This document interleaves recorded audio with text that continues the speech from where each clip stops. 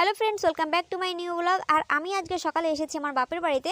তা এখন দুপুর হয়ে গেছে, আমি আমার হেয়ারটা ওয়াশ করেছি, স্নান করেছি কেবলই। আর এসে আমি রোদ্দুরে এই রাস্তার উপরে বসেছি। আর এত বেশি ঠান্ডা লাগছে কি বলবো তোমাদেরকে, তাই রোদ্দুর পোয়াচ্ছি। আর আমার সঙ্গে কে আছে চলো তোমাদেরকে দেখাই। এই হয়েছে মুনমুন, অনেক কিউট, অনেক সুন্দর, আমাদের বাড়ির ঝাড়ের সবথেকে বড় বিড়াল। আর এরই বাচ্চা হওয়ার পরে আমি আমার শ্বশুর বাড়িতে একটা নিয়ে গেছি, এই বাড়িতে একটা আছে, অন্য অন্য আমার দিদি নিয়ে গেছে, অন্য লোকেরাও নিয়ে গেছে। তারপর কিছু বিড়াল আবার মারাও যায়। আমার বাপের বাড়িতে শুধু দুটোই বিড়াল আছে, এই মুনমুন আর মুনমুনের মেয়ে। সেও অনেক কিউট, কিন্তু ওর মায়ের মতো এত সুন্দর কালার আর এত সুন্দর পশম না, কিন্তু ও অনেক কিউট দেখতে। আর এই যে হচ্ছে সে, এই দেখো এখানে খেলা করছে, রোদ্দুর পোয়াচ্ছে ও আমাদের উঠোনের মধ্যে। ওরা দুজন মা মেয়ে, কিন্তু অনেক সুন্দর, অনেক ঠান্ডা, অনেক কিউট, কি বলবো তোমাদেরকে। দেখো কত সুন্দর লাগছে ওকে দেখতে, একদম পরিষ্কার পরিচ্ছন্ন থাকে সব সময়।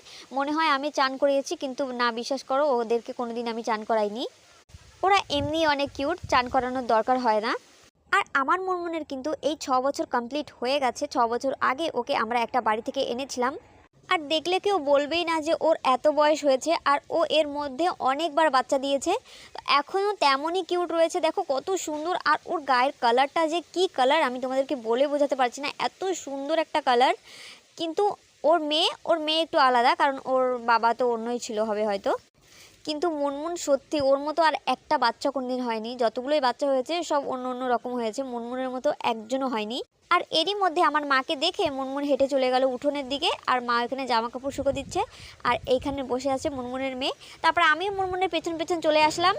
আর মুনমুন এসেই কিন্তু এই ধুলোর মধ্যে গড়াগড়ি খাচ্ছে, দেখো কি সুন্দর করে। তারপর আমিও একটু ওর সঙ্গে খেলা করলাম।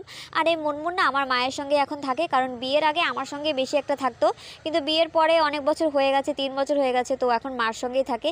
মাকে দেখেই চলে আসলো এখানে। আর দেখো কত সুন্দর লাগছে। তোমরা কমেন্ট করে জানিও আমার মুনমুনকে তোমাদের কেমন লাগলো, প্লিজ সেটা তোমরা কমেন্ট করে বলো। দেখো কত কিউট আর কি সুন্দর খেলা করছে। ও এরকম দুষ্টুমি কখনোই করে না, আজকে জানি না কি হয়েছে, একটু দুষ্টুমি করছে। আর ওর ফেসটা দেখো সুন্দর, একদম পার্সিয়ান ক্যাটের মতো লাগে, তাই না? তো ভিডিওটি ভালো লাগলে লাইক শেয়ার কমেন্ট করো, আমার চ্যানেল নতুন একটা সাবস্ক্রাইব করে দিও। আর দেখা হচ্ছে অন্য একটা মিনি ব্লগে।